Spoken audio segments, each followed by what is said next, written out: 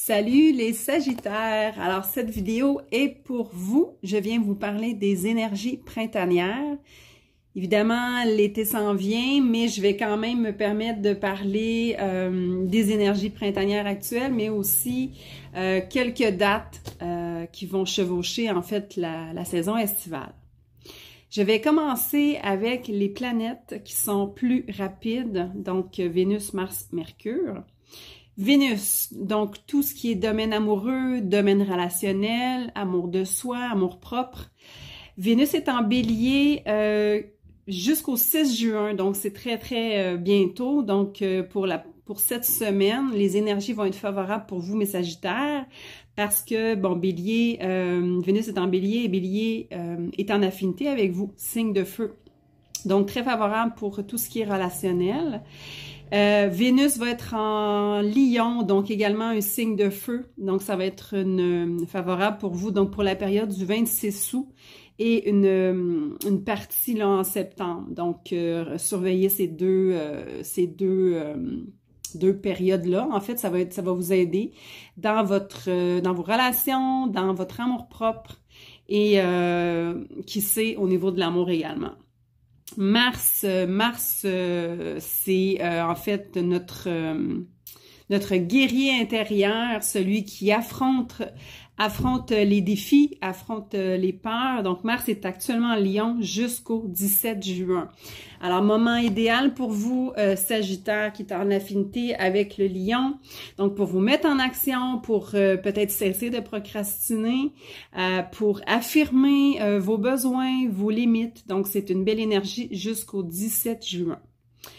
Ensuite de ça, Mercure actuellement, non c'est pas vrai, Mercure il va être en Lion, je vais en la dire tout de suite, mais non c'est pas le cas tout de suite. Donc Mercure va être en Lion du 1er juillet et une partie du mois d'août. Pourquoi? Parce que Mercure rétrograde à un certain moment, donc il va demeurer dans Lion, dans la constellation du Lion pour juillet et août. Donc Mercure, c'est notre côté intellectuel, donc tout ce qui est au niveau des idées, des pensées, des concepts, des apprentissages, mais aussi dans le domaine des communications. Donc, très favorable pour vous. Mercure va être en Lion, juillet, août. Donc, ça, c'est vraiment, ça vous donne des ailes pour communiquer et pour peut-être concrétiser vos idées. Maintenant, je vais parler des planètes qui sont plus lentes. Donc, je vais vous parler de Neptune et de Saturne qui sont actuellement en Bélier. Donc, Bélier, signe de feu comme vous. Donc, ça va vous faire un aspect trigone qu'on appelle pour les premiers décans parce que ces deux planètes sont au tout début du Bélier. Alors, qu'est-ce que ça peut vous apporter dans votre vie? Alors, Neptune, c'est la planète de l'intangibilité, de la spiritualité, de l'intuition, de l'inspiration. Ça peut vous apporter un sentiment de brouillard. Donc, si on parle au niveau négatif, c'est possible que vous sentez que ça peut vous impacter d'une façon défavorable, dans le sens que ça peut vous apporter un flou mental, un sentiment de peut-être vous chercher, d'être en quête de quelque chose, mais ça va vous permettre d'avoir justement cette période qui est peut-être floue pour vous. Si vous êtes désaligné dans votre vie, si vous cherchez, si vous cherchez des réponses, c'est sûr que ça peut être cet effet-là sur vous. Par contre, si vous savez où est-ce que vous en allez, vous avez des idées, vous avez des objectifs, des plans, ben Neptune va vous apporter beaucoup cet aspect créatif, cette espèce d'inspiration dans votre vie en fait. Donc voilà ce que ça peut vous apporter. Mais il y a beaucoup de spiritualité, donc c'est possible. Là, je viens de réfléchir à ça. Il y a aussi la pleine lune qui va être en Sagittaire le 12 juin, avec cet aspect, en fait, de... Je ne sais pas à quel degré il est exactement. Laissez-moi vérifier. Mon calendrier est juste là. Ça va être un trigone parfait. La nouvelle lune... On va être au 20e degré du Sagittaire, donc elle va être quand même loin. Donc, ça ne sera pas vraiment un aspect exact, mais toutefois, ça pourrait vous donner une inspiration ou c'est un flou mental, ça dépend. Surtout que c'est une pleine lune, donc c'est une énergie quand même qui est très vive. Donc, mais sachez que ça existe, sachez que c'est là, et si vous ressentez ce flou intérieur, ben, ou ce brouillard intérieur, alors ben, rassurez-vous, c'est normal. Elle vous permet de vous amener une inspiration dans votre vie, beaucoup plus peut-être avoir accès à votre intuition intérieure. Saturne est également en Bélier au tout début. Alors Saturne, ce que ça peut vous permettre, donc Sagittaire, si vous avez un projet, si vous procrastinez depuis longtemps, si vous devez suivre un cours, ça fait longtemps, ou une formation, si vous avez un projet de rénovation, je sais pas moi, un projet quelconque qui vous tient à cœur, que ça fait longtemps que vous remettez à plus tard, bien Saturne en Bélier peut vous apporter une énergie justement de concrétiser quelque chose qui vous demande des efforts sur du long terme, qui vous demande de la discipline, de la constance, mais pour finalement réussir à concrétiser quelque chose qui était significatif et important pour vous. Mais pour ça, Saturne vous demande justement d'aller affronter une peur qui est peut-être importante et aussi aller débloquer des choses, des blocages, des schémas intérieurs, des schémas de pensée, des croyances ou des choses qui pourraient vous freiner. Donc Saturne va vous apporter cette... j'allais dire, c'est pas le guerrier, mais Saturne, c'est un peu notre autorité intérieure, c'est un peu le papa, un peu le maître ou le père de l'autorité qui vous dit que là, c'est le temps d'agir et de passer à l'action et de vous discipliner à quelque part. C'est un peu ça, l'énergie de Saturne.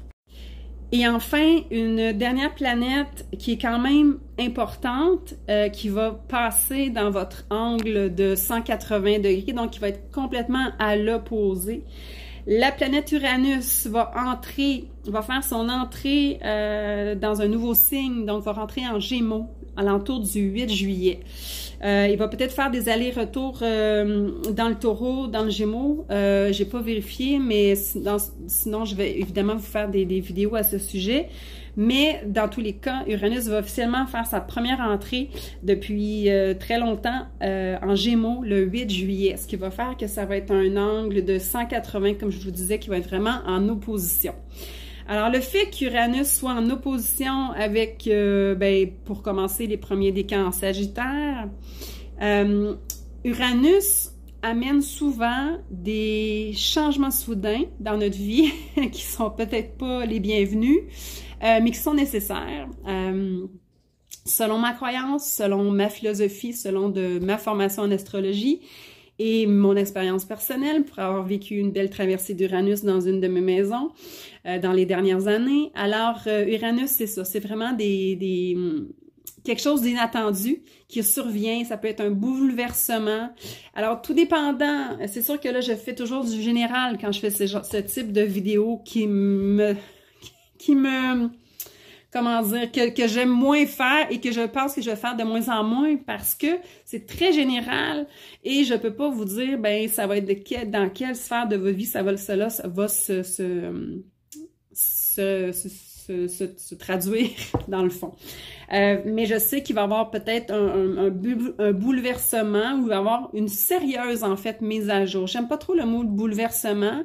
Ça dépend toujours, parce que le bouleversement, ça dépend toujours comment nous on prend. Ça dépend de notre attitude. Pour certains, ça peut être un bouleversement. Pour d'autres, ça peut juste être un tremplin à quelque chose de meilleur. Donc, ça dépend vraiment de notre attitude et de la perception de notre vision de la vie. Il y en a qui sont le verre à moitié plein, il y en a qui sont le verre à moitié vide. Donc, c'est pour ça que bouleversement, j'ai peut-être moins utilisé ce mot-là, mais dans tous les cas, Uranus ne passe pas inaperçu quand il rentre dans une de vos maisons astrologiques.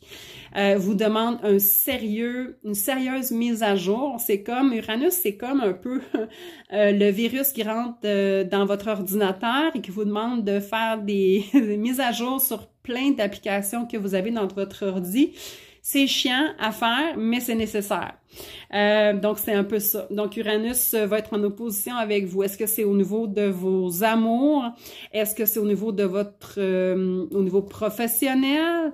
Est-ce que c'est dans votre famille, dans votre couple? Donc, ça dépend toujours dans quelle maison c'est situé, comme je vous le disais. Mais dans tous les cas, vous allez le sentir.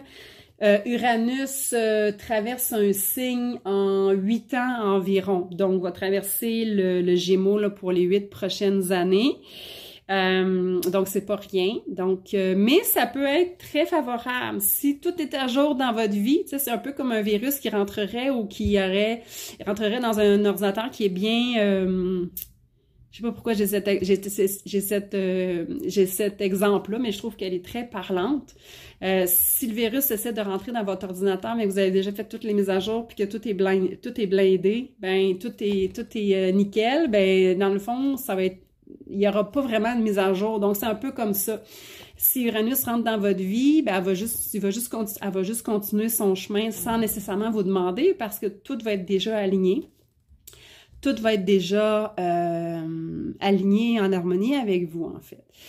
Ce que Uranus, c'est ça, peut amener des confrontations, peut amener un genre de bouleversement, mais au final, ça amène une libération. Il y a toujours une libération qui se fait et une authenticité qui se fait de notre personne quand on réussit à traverser les épreuves d'Uranus. Alors voilà, Jupiter va sortir en fait du Gémeaux. Il va rentrer en Cancer, donc je trouvais que c'était pas pertinent de vous en parler. C'était pas une énergie qui allait vous toucher, du moins de façon générale. Alors voilà, je vais m'arrêter ici. J'espère que ça vous a plu.